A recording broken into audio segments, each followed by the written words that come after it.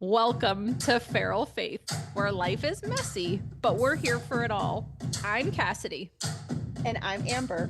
two friends and moms just trying to survive and thrive in this wild, beautiful chaos. So we invite you into our living room where things may get a little fierce and spicy as we press in. No sugarcoating here, just real talk, real faith, and wildly present conversations. We're showing up and letting our roars out. So buckle up, it's about to get real. This is Feral Faith.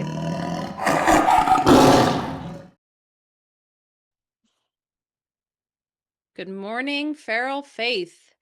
It is a bright and sunny fall day up in here, and Amber and I are rolling with it today. We've had some changes to schedules and guest speakers, so we were sharpening before we hit record and are just gonna tackle some stuff about being women and being friends and walking out what kingdom looks like in real time. So here Yeah, I we hope we get some good stories in. I know Yeah. we had some great laughs before we always have great laughs. Yes. We always have great joy and sharing life, and what really does go on behind closed doors is funny Yeah. Yeah. sometimes. Sometimes yesterday was not, now it's funny. All my Yeah. kids became chiropractic candidates yesterday. Um I've been having a chiropractor come to my home for the last 2 weeks. Amber knows this because this is my fourth baby, so things are stretched and lower. Gravity is awesome that way. And my son is very low in my pelvis, which is terrific for things at the end of your pregnancy, but makes for some challenges in the day to day. So I've been having some struggles for all the moms out there, people who have some lower back things. I've been having some difficulty getting out of my car. My right leg just, doesn't want to work right, which is really special when you're trying to chase after three kids who You got a belly. sometimes. I can just see that visual, right? Like you're Oh, dragging, you got a yeah, belly, yeah. trying to grab kids. Almost looks like a zombie. It's pretty ridiculous if I'm being totally honest. I was in rough shape, but we've had this chiropractor local coming, and yesterday my kids all are now, we're going to be on a family plan because my daughter was trying to do some Cirque du Soleil bendy thing where, despite how we've been made anatomically, she was convinced she could bring her feet over her shoulders and touch the ground in front of her. And she's not a hypermobile kid. So she hurt herself. And then and mind you, I'm inside like prepping dinner. So it's not like I'm being negligent or I'm scrolling. I'm cooking, looking out the window, cooking, looking out the window. And then my boys wanted to make mom laugh. And pranking has been super fun in my house with my boys. And I'm totally kidding when I say that. It's not fun. I don't like it because someone always gets hurt. So my oldest is like, let's trick mom into thinking we're having a fist fight. And they didn't choreograph well. So it resulted in my oldest slugging my middle square on the cheekbone. And now there's screaming and bellowing and all the stuff. And I don't know about anyone else, but this time change stuff just, it's inhumane for mothers with children, people in general. I object. So it's dark I do not outside. consent. I I do do not I consent. do not consent. So I'm like, my daughter is all, my neck hurts, my back is sore. Here's ice. I don't want ice. And then I've got my middle screaming because he's got this whole big shiner thing going on here now, and he's sad, and I'm trying to ice him, and it's like pitiful because I was the middle and got picked on. So I feel terrible for my son, and then my oldest is freaking out because he thinks he's gonna get grounded. So everybody's going to see the chiropractor next week. Get all that stuff fixed because we're not in alignment, Amber. It's a mess. Like, what? And this is in the span of cooking a meal. And I'm not a gourmet chef, guys. This is 25 minutes in front of a stove. All three of my kids dropped like flies. The end. You got mom dragging around, Oh yeah. limping. You got Yeah. kids all limping. It's like Quasimodo. I feel like Oh my Quasimodo, gosh. but the lump's in the wrong place. It's not over my shoulder, it's my stomach. Oh my gosh. It's a mess. We're fine. It's great, Yeah. guys. Yeah. Happy fall, y'all. Yeah. Well, that paints us a really good picture of some of the conversation that we were having before this. And we're like, hey, let's talk about alignments.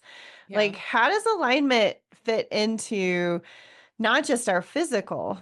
Because when things are not lining up, it hurts, Yeah. right? It really can hurt. It can cause a whole cascade. Because then you're having to make um what is it when you're having to like your other side of your body's having to You're overcompensate, compensate. Yeah, you're overcompensating. right? So then that side starts to hurt because now it's carrying more weight or it's you're having to make these adjustments. And so having a chiropractor come in and give our bones a little bit of an adjustment is super helpful. Like Yeah. it's really helpful.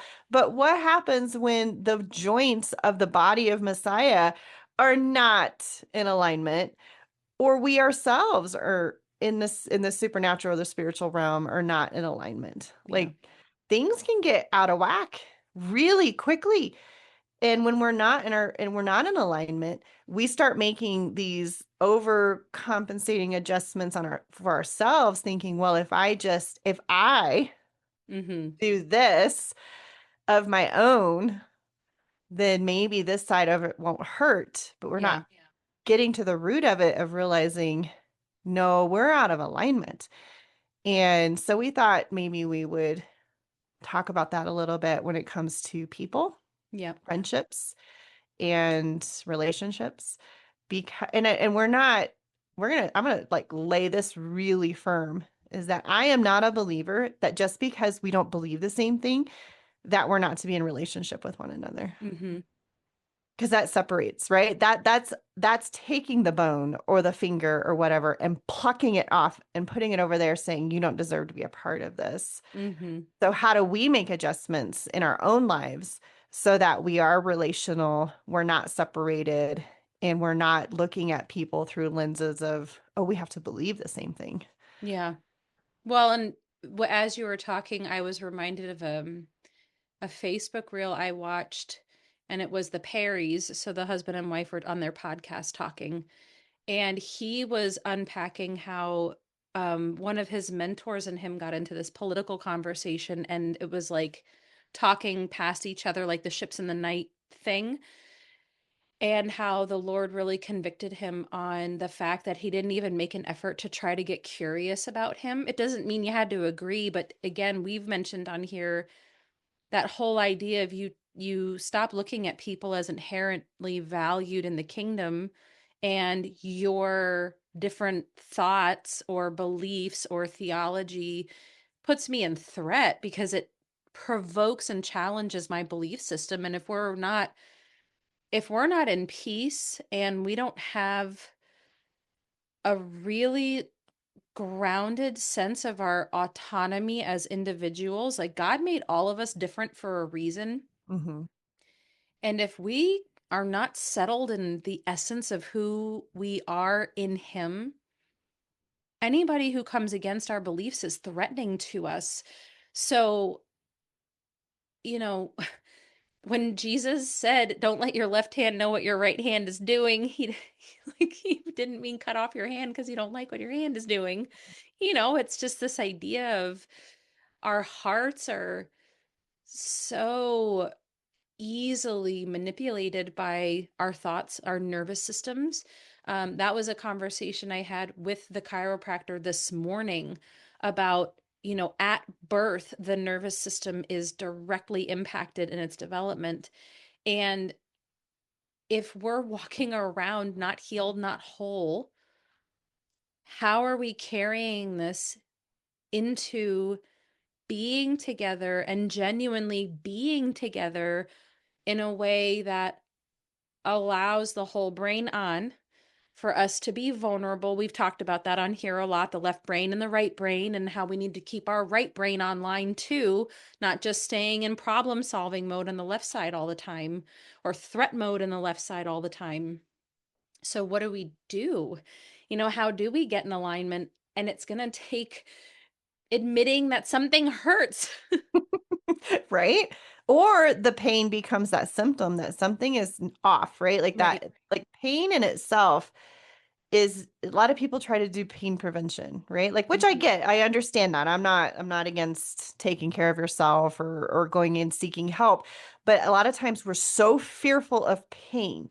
We're so fearful of conflict. We're so fearful of how other people see us, talk to us, interact with us, that threat creates this we put our walls up, right? Oh Like this yeah. all of a sudden we just throw ourselves into this stiffness Mhm. that that needs to be worked on and Yeah. aligned and brought into, because if we're walking around stiff, like I know I have a crick in my neck for like the last 3 days, and I told my husband like I'm gonna have to like probably break down and go.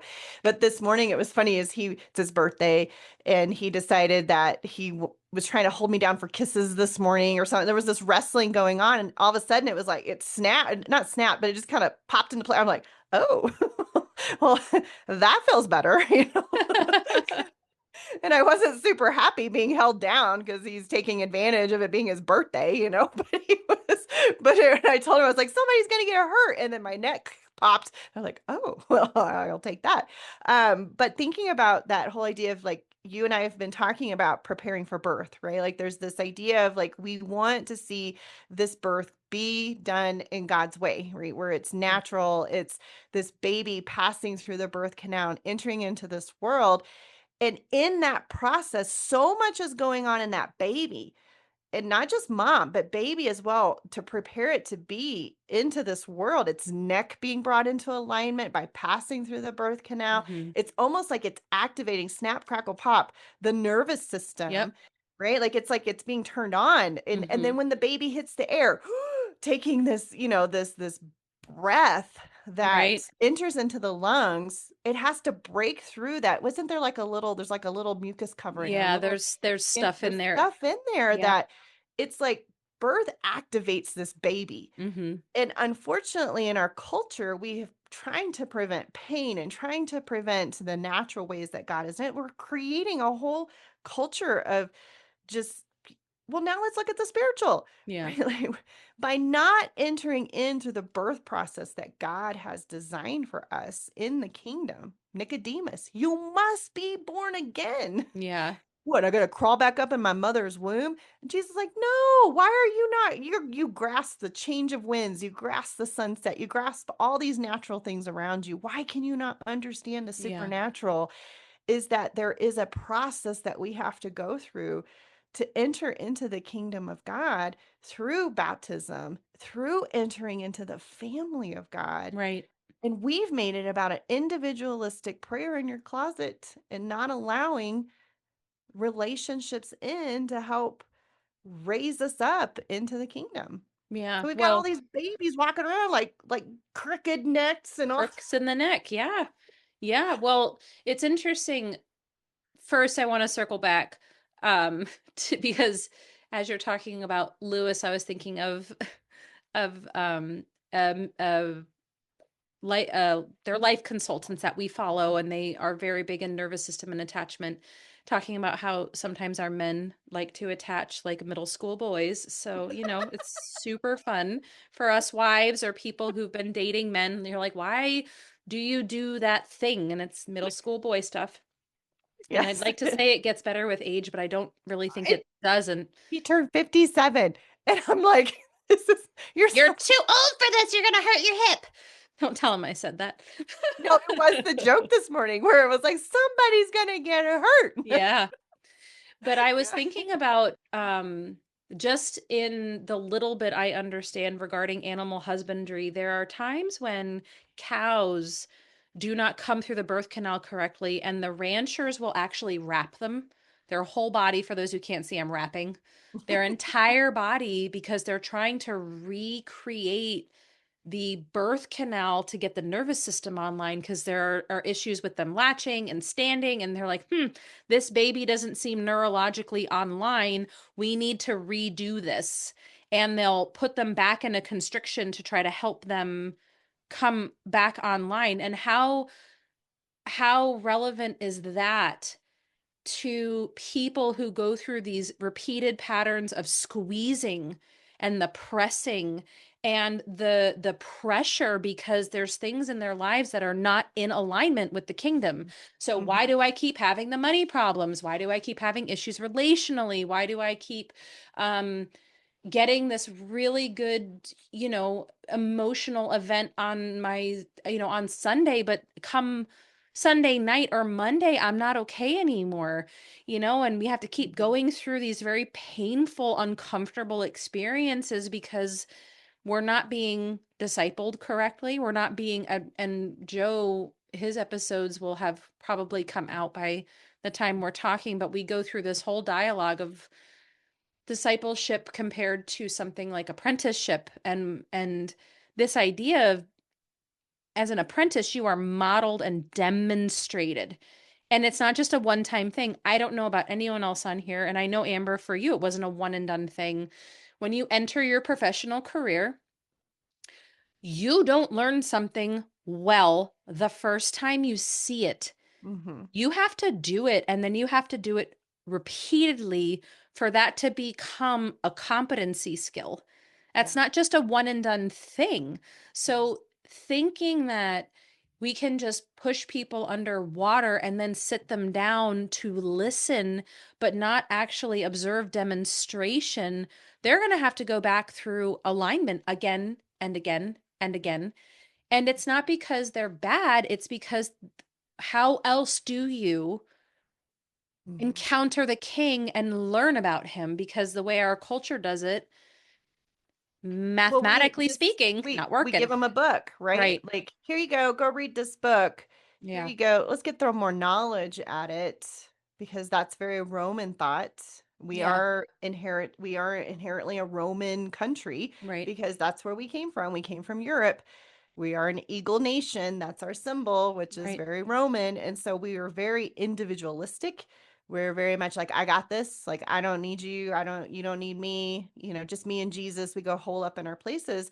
And it's created this disconnect of learning this discipleship or apprentice piece. I had to go through that when I was in the military. Like, my title for a really long time was apprentice because I had to go through a season of learning.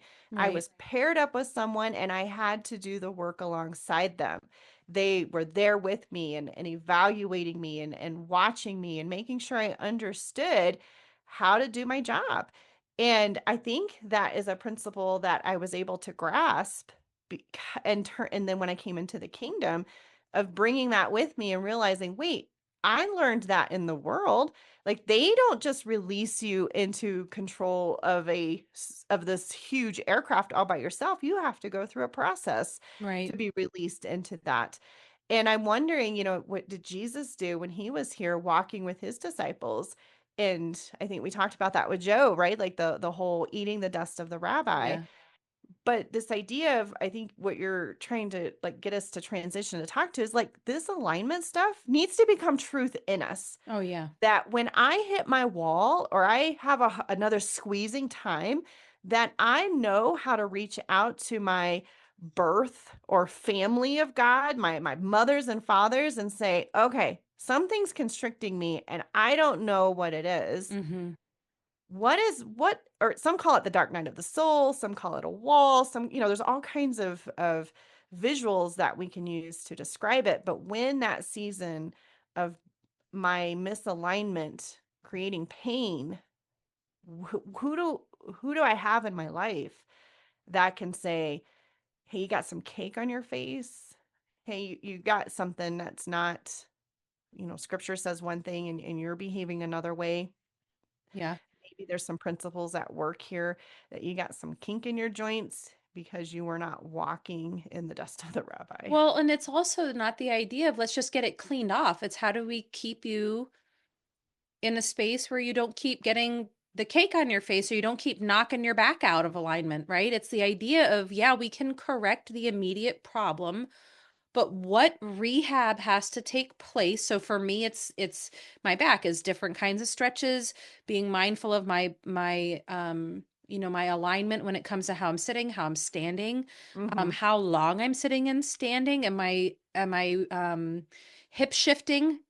Am I trying to just put it all on the side that doesn't hurt? So there's a therapy that's prescribed for, Mm-hmm. and this has to stop. And it started with something hurts, submitting to the process of what is this going to take? And oh, it's not a one-time adjustment, by the way.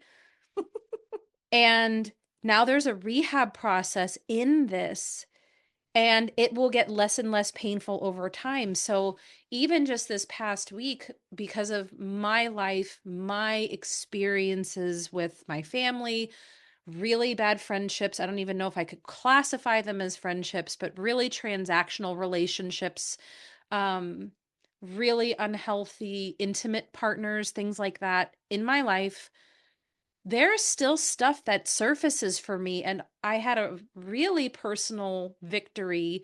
There was a woman I'm in relationship with who, and I know I shared this with you, Amber, but she reached out and was like, "Hey, I, heard through a mutual friend that something was going on, and it's really bothering me, and I'm not sure if there's a strain on our relationship or why." And my initial response in my flesh was like, huh, trying to self protect and bolster and deflect. And then I was able to get calm and safe and go, okay, what's going on here?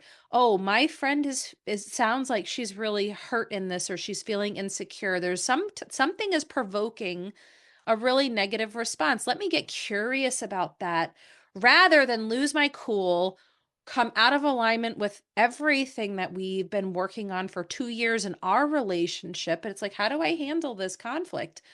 Okay, I'm going to get curious. I'm going to be gentle in my response, and I'm not going to defend myself. I'm living integrally. There's nothing here that I have to fig leaf over. And I was like, wow, I did so good. Then I have conflict, silent conflict with family, which still for me is really provoking. It's something I'm still learning how to regulate in my nervous system, is these things that go on with our biological families, because there's years of exposure. It's not just, these short blips, Mm-hmm. years, Yes. years. And I'm sitting here like, all right, Lord, something hurts. I feel a squeeze. What do you need me to know about this? Amber, this is what's going on. This is bothering me. I actually reached out to another friend too, because we are in communication, and was like, man, this is what's bothering me. And I don't quite know what it is yet, but this is what I'm sitting with. And here's my truth. Here's the pattern. What do you see? What are you discerning? Help me not walk like that anymore. Mm-hmm. And Yeah. that's not a quick diet pill. It's not a quick Yeah. fix. It's not a one-time adjustment. Right. Well, it's that mutual submission, right? Like learning how to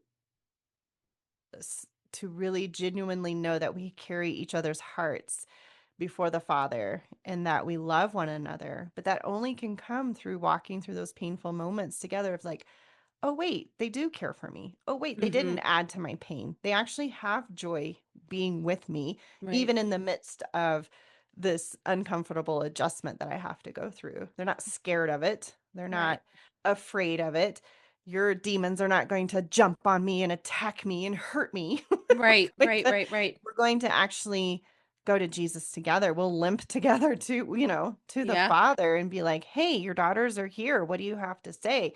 Oh, because your love for one another, I'm in your midst, Yeah. like, Yeah. and he's there. He responds so quickly because we have learned just as friends, but also as we work with other people, we have learned the moment that we can shalom ourselves, Mm-hmm.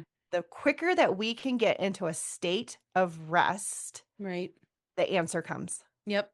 Yep. And And it doesn't getting mean the pain goes away, but the right. answer, the strategy, the integrity of Holy Spirit shows up in that midst, and he's like, "Hey, I brought peace and comfort. Now what are you going to do about it?" Right. And we're like, "Oh, we can actually respond in love to these difficult conversations, to these relationships, our family, our other friends that are still trying to wrestle through life." Yeah. And be and not we don't lose our shalom in the midst. And And it it's was, such a different I was thinking you were going to say the other word. oh, the other S The word. other S word. Yeah. I'm on podcast recording. Yeah. I will not use those We words. can't use foul language or we'll get kicked off YouTube. No, seriously. Good thing we don't do pre-recordings. Oh my gosh. But no, it's true though that if we, like that for some reason the picture of the friends who lowered their person that was on the mat down through the Mm, roof, they tore off the roof. They knew that Jesus was in their midst down there and they needed to get their friend to them, and they worked together to do that, right? Like that whole picture of we're going to lower our friends down to Jesus so that he can touch them, so that he mm-hmm. can be the master aligner of their life. But the guy didn't get there by himself, Right. right? He had friends who came alongside him, and I know a lot of t-shirts and a lot of Christian slogans are made out of that particular picture of being lowered into the roof. But it's true. Like there's some truth to it. But in order for these things to become truth inside of us, we actually have to do it. Yeah. Like we have to do it over and over Mm-hmm. and over again. And we have to provide space for one another to do this over and over and over again, and not get so turned off when somebody doesn't do it right, or Mm-hmm. think that, like I've even like asked the Lord, let it become truth in me so that I don't look at other people that they're doing it right or wrong. Like I don't want to judge people that way. Yeah. I don't want to create judgments in my heart. Now, don't get me wrong, there are some things that I probably will never participate with just because scripture calls it for what it is. Yeah. But I can love them in a way that I'm not going to should on them. Or I'm not going shame to try them. or shame them Yeah. or try to fix them. I'm just going to be with them Yeah. in the midst of it. And if they see the light and the love in my life, they'll ask me, because they'll see that it's truth in me, like, oh, she actually believes it. Oh, she Right. actually lives it. Oh, she actually obeys his word and things happen when she obeys it. I want to be a part of that. Yeah. And if we're not willing to like take a true look at our lives and be like, am I actually living what Jesus said to do? Yeah. Am I living in a place of peace? Because that's constantly the message of the divine encounters of peace. You know, do not be afraid. Peace I leave you. There's Hmm. so much conversation about what it means to be abiding and trusting and being able to be present in those encounters with the Holy One. Because if we're in fear, our brains are off, which means we're not relational, which means we're not receiving anything because we're too concerned about a bad thing happening to Yeah. us, Or we live you in know? false peace, right? Like a lot Yeah. of people say they're in peace, but they're setting up extreme boundaries. Yep. They're in self-protect and self-promote mode. They're in threat mode, and they're just removing themselves and isolating themselves in the name of peace, but it's not true peace. Yeah. Because if we look at Jesus and we look at the disciples, all of them were murdered and killed for their faith, and Mm-hmm. they had a peace about it, and they didn't separate themselves, they didn't isolate themselves. I mean, there was a time that the disciples had their little fear huddle after Jesus was, murdered, and they're trying to figure out like what's going on, and then he shows up to them and he was like, peace, right? Like, come on guys, like I didn't come here so that you can have your holy huddles and separate yourself from over Mm-hmm. there. I And then he fills them up with Holy Spirit, and they get this boldness, Yeah.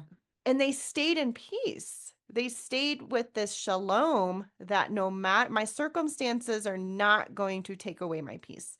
Yeah. But it takes a work. It takes an alignment and adjustment.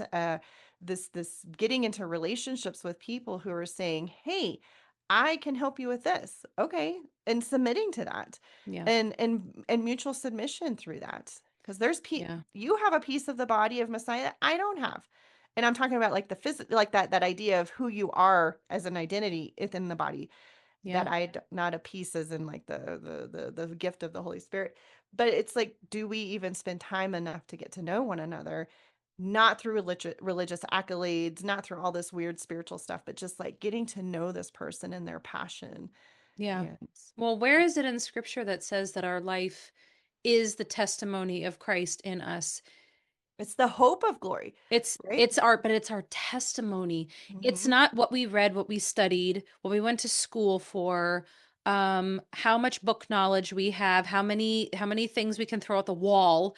It's the idea of how our life is unfolding and what we walk and live by. We did an episode months ago about integrity. Mhm. It's the idea of I say it and I do it.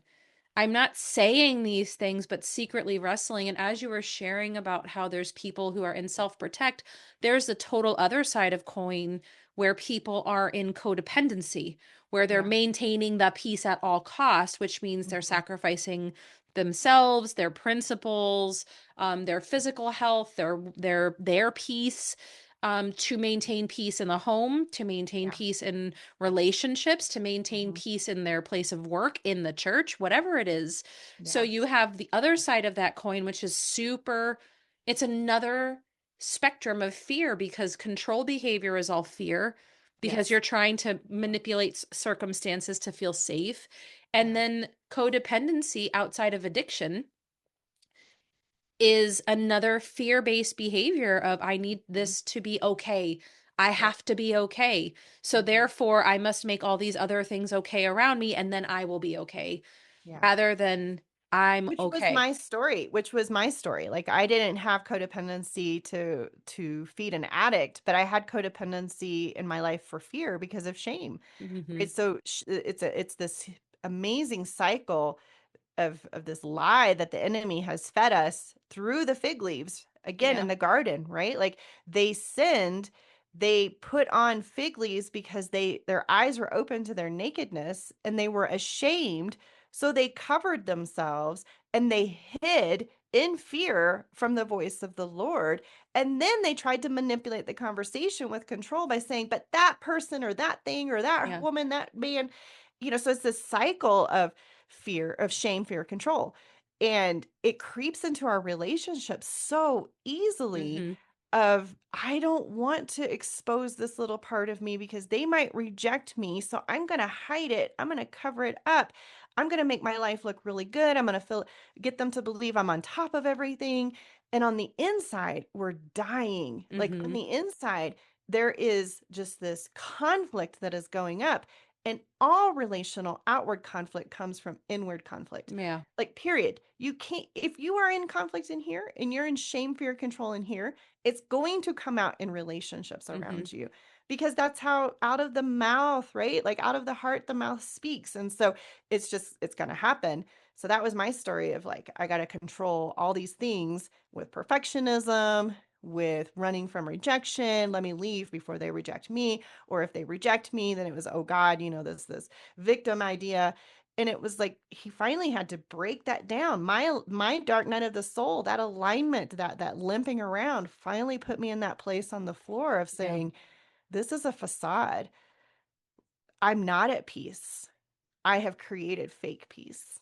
Yeah. And so what is it going to take? I had to let him adjust me. I had to let him break some, like not really break bones. He didn't have to break bones, but he had to put them back into place because they were Mhm. so far disjointed. And when I reach that place of absolute surrender and say, all right, Lord, you rebuild it. You take it back down because I've learned I was raised in the wrong homeschool. Yeah. Well, and how much quicker would that process have been for you? Because I know we've talked about this because you didn't have people alongside you in that season of your life who were helping you to not wrestle with the isolation and the loneliness or the joy in the revelations that he was giving you. That's traumatic in itself, given what we know about the nervous system. I'm going through my life and I feel so alone. Mhm. And having to go so heavily dependent on the Lord expedites so many things in our lives. But what would it have looked like for you to have someone in that season walking alongside you, apprenticing you, or just Mhm. being a friend like Job had to Yeah. sit in it with you? Because I know when I had my fecal matters hit the turbine in life, I didn't have people. I was very fortunate that several months into things being just a disaster, I came into relationship with a pastor who him and his wife had relationship with me outside of church. And I was able to reach out to them and just, this is what's going on, this is what I'm dealing with. And that was my first experience with people relationally coming alongside me. But I didn't have radical transformation until you and I came into relationship, and I was able to just speak freely about what I was wrestling with and not be met in judgment. And I Yeah. think it's unfortunately because you've walked through judgment that you Yeah. went, I'm not going to do that to someone else, Yes. you know? Yeah, we had to learn the thing, right? It had to become truth in us to demonstrate it to others so that it could be replicated, right? Like it's like, no, we're gonna do the thing. We're gonna believe the thing. And I don't know what it would have looked like to have had somebody there, like, because I didn't experience that until later, right? Like, Yeah. so after Holy Spirit did his significant work in my heart, I mean, it's still working it out, right? Like, there's Yeah. still things that are like, okay, just the other day where it was like, within the home, some stuff that brought up some body memory that I was like, oh my gosh, this is still there, and Yeah. I got to go sit before the Lord with this, Yeah. and then confess my truth. And I kid you not, the resiliency of the return back to peace is so much faster now Yeah. that it's like, even if there is upset, even if there is challenges and problems, guess what? It is seen as such a lesser deal Yeah. in my body. I don't have that bodily reaction or the longevity of that reaction anymore. And it's like, this is amazing what God has, the knowledge and the understanding and the actual walking it out with other people. Mm-hmm. Like, no, we can actually do this thing. Yeah. Like, there is evidence. And I can't wait until we have one of our future guests on here who talks about the science behind friendship and connection, Yeah. and just somebody who's so much super smarter at this stuff than I am. But Yes, I I get have, it. yeah, I'm super excited. I'm like, oh, this is gonna be so good. But there is a book out there called, I think it's called The Bible of the Vagus Nerve or something Mm. like that, or some kind of, it's a weird title. Don't necessarily agree with it, but Bible just simply means instructions. So it's just like there's this instruction manual of the vagus nerve, and the details that it goes into the complexity of our nervous system is amazing, Yeah. right? Like how God has wired us. Literally, it's our wiring Yeah. on the inside, that He has designed us from birth, coming through that canal, snap, crackle, pop. Yep. The mother too, right? Like that whole idea of like Mhm. the emotions and the biology and the chemical release that she has. I'm wondering, when Jesus said that somebody comes into the kingdom, that there's such a party in heaven, that if we could grasp that on this earth when we make a friend or we help someone come into truth of who they are, if we had such joy to be with them, what would that do to our relationships? Yeah. Yeah. What joy. Like we're witnessing that with friends right now who walking with them through a difficult time, and the transformation that is happening. Mhm. I'm like, some days I'm like, I don't even know if I believe that changing my modality of just being a friend with someone actually works. Yeah, I I'm because like, it's such a it's simple challenging thing. me. I'm like, Yep. it's so simple. Yep. I'm sitting here like, Lord, it's got to be more complicated, right? Like, it's Mhm. got to be these amazing prayer services and all of this homework and all of this study. No, it's actually just being with someone. Yep. Yeah. Yeah. Well, that's what Joe said, how transformational his early life was. Just having someone every time they encountered them to be like, I'm so happy to see you. What? What? And I remember when my husband and I were going through the Joy-Filled Marriage book, which is another, they're all in this modality of the nervous system and joy. And we were talking about just the idea of looking at each other and then taking the breaks. My husband looked at me, and it wasn't looked at me because he was practicing his joy exercise. He looked at me with a, and for those of you who are not on YouTube, I'm sure eye roll, lip doing the thing. It's the emoji where they're like disgruntled looking. He didn't want to do that because it's like, why do I have to look at you? But the science behind the simplicity of eye contact is Mhm. profound. And as you were talking about the mother, the vagus nerve, the tail end of the vagus nerve comes out at that sacrum in the lumbar area, and it fans out. Like I've never even considered what kind of nervous system response in the parasympathetic, the relaxy part of our nervous system, what happens after you survive, right, your birthing experience, and you have that input going back into the nervous system of, we just brought a human into the world. And why there's those oxytocin floods and why that bonding does all these different things to our chemistry. I'm like, never even considered that. And I'm weeks away at this point, just never even considered the idea of why the process and the formulary is so important. There are people we know who've had radical encounters with the creator of the universe, miraculous healings, and some of them on an instant and some of them over time. But then that's your testimony, is, I don't know, I had this thing happen, but then they're pushed into, go into ministry, go here, go do this, go share, go write a book, blah blah blah. All of that may be true in time, but then you still have to go through the process of being raised up. Yeah. You Well, don't. and the fruit is that it's replicated in somebody else in their life, Yeah. Yeah. right? Evidence that my friend has been intimate with her husband is about to come forth, right? Like, You're gonna right? get us kicked It's off like the YouTube. whole world's gonna know Yeah. what happened behind closed doors because now there's gonna be a little baby coming into the Right. world, right? Right. That's the kingdom's principle, right? Like it's giving us a visual of, you and I's relationship is the evidence of, guess what? There's somebody else in your life who you're replicating this with, Yeah. right? And Yep. the evidence of that is that, hey, look, something's happening in their life. There's stirrings in their Yeah. life. Yes. That's how he's done this. That's how he wants this done, is that we become friends. We become so close. Our lives, like Joe shared with us before, of our lines are like this yarn in this spaghetti bowl that you cannot separate. Yeah. Like if I'm in the room, somebody's going to know what I'm going to say about Cassidy. When Cassidy's in the room, they're going to know what she's going to say about Amber because our lives are like this, right? Right. Where Right. it's like, and we see that throughout scripture of, because I'm intimate with the king of the universe and I represent him in the room, he's going to grant me the authority and the power and the position. I don't have to fabricate it because I've been with him and he trusts me and I trust him. But that's only going to come through intimacy and through Yeah. being close. And it's the same with our friends and Mm-hmm. how we can replicate this. Well, and think of this way too, Amber.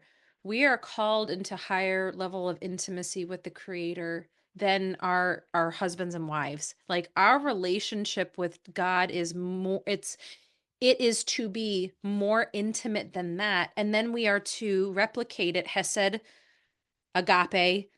It's the same idea of this overwhelming intimacy that is so joyful and fulfilling and satisfying. Why wouldn't we want more of that? Mm-hmm. Like, Mm-hmm. you're telling me I can have more relationships like that than just God? Mm-hmm. And it can be, and if we're being honest, it's more intimate than being close with your spouse. I want that. I want that all the time. Yeah. So what do I have to do to get there, right? So I know we like to give people instruction and idea and application, and I feel like we always circle back to the idea of, listen to this, share this episode with a friend. Mm-hmm. What do you think about this? What does this stir in you? Is there any truth in what we're talking about that's got you considering something? Well, even just the idea of like, if there's pain points in your life and you have someone who you can call up, maybe it's a mentor. If you don't have a mentor, I'm really sorry. But if you have friends that you could say, "Hey, I feel like this is out of alignment in my life, and I'm really wanting to be vulnerable and ask, do you see something that maybe needs a little bit of a chiropractic push on?" My butt And hurts. I need but help. yeah, I was trying to be nice. My whole right butt cheek ain't working. What's wrong? But it's true though, right? Like Yeah. we've got to be vulnerable and Yeah. we've got to be transparent if we want this thing to work. And it just practice with the one, right? Until Yeah. that's what I was sharing with a friend recently where she was like, I want what you had. And I said, you're not gonna get what I have with a people until you get it with the one. Yeah. Because otherwise you're gonna replicate things and you don't know what to do. You've got to work this out with the one Yep. first. And when you Yep. work that out with the one, God will give you another. And then soon those will be having so many babies. You get to be a grandma and you Yeah. just get to sit back and be like, "Oh, this is fun. I don't Yeah. have to do all of the work every all the time." So, Uh-huh. Yep. Well, that's very true. And I was thinking about that idea too when if you don't have somebody that you can be open, honest, and transparent with, that's something to press into and be like, why is that? Why don't mhm. I have somebody that I can be completely myself with and authentically who I am and be in a rodeo season or a valley or a hill or whatever pretty picture we want to put on that? Mhm. And if that's you and you really feel like you have nobody, shoot us an email. Amber and I do life consulting work to help people understand their attachments, their nervous systems, to get you out of the way. So now you can start letting people back into your life because we've had people hurt us. We're not talking about any of this because we've dodged the arrows of life. Like we've been hit square in the bootay, and it sucks. And that's why it's become our passion for people to help them reintegrate with themselves and then be able to reintegrate into the family. Almost feel like we're like the red tent people. Is something wrong? Okay, come into this tent. Let us Come take into this care of tent. you, Yes. you know, and then you Outside the can go camp back. for a bit, right? Like Yeah. I spent my time outside the camp for a while and Yeah. realized it sucks. I want to end on this idea when you asked, what would my season look like if I had had somebody there or because I didn't have something that as I was healing and as God was bringing, one of the first things that I knew I needed to do was to go find somebody. And so I prayed. I said, Lord, I need to find someone because if I'm going to do this, I need to find, that I knew there were certain areas in my life I wanted to grow. I wanted to overcome X, Y, and Z, made a whole like list before the Lord. And I prayed. I mean, I specifically asked for one of those particular areas of my life. And sure enough, God brought an elderly woman in my life who just took me under her wing at that time. And it was amazing. She spoke incredible things in my life, called me out on stuff. We ended up doing missions together and doing a ministry work together. And it was beautiful. And through that, God started answering the other prayers of she was a great networker and she would put me in touch with this or this and this. But I learned that if I wanted to learn something, I was going to have to go and get it done. Right. I mean, Cassie, your chiropractor didn't know that where you lived or where you were Right. at until you made the effort to say, I'm in pain and I need help. And then And I need you submit to to the come help. and submit That's to the the help. bottom line is to then say, so this is outside of my scope. I literally Mhm. cannot adjust my pelvis and my lumbar spine and all the things by Mhm. myself, or I totally would have. And I can't. So you have to Yes. submit to the process then at Yeah. that point. And that Yeah. can be And it super. wasn't fun. It No, wasn't it's fun. not. And I did not agree theologically with her. There was a lot of things that I didn't agree with, but I said, you know what? She has something I don't have. And Right. if for me to learn that, I'm going to have to just shut up and learn. I'm going to have to apprentice under her. Right. And eventually, there were times getting to know one another as friends was a whole different perspective than trying to agree with somebody. Oh, they have to meet all my criteria to agree, be in my little theological box. No, I had to let it go. I Yeah. was like, nope, I'm going to have to let it go. And I mean, it's been an amazing journey once I let that being right or being in truth, whatever that is, Yeah. let all that go. So I just want to encourage folks that if you're listening to this, yes, it's going to take a process. And I do pray that you come into alignment and that God does the adjustment Yeah. that you need in your life. But we should probably wrap it up, huh? Because Yeah. we could keep going. I know we Yeah. do that a lot. Yeah. And Well, I, so, you know, it's been fun. Thanks oh, for yeah. listening to us chat and ramble, and we are looking forward to talking to you guys again soon. All right. See you soon.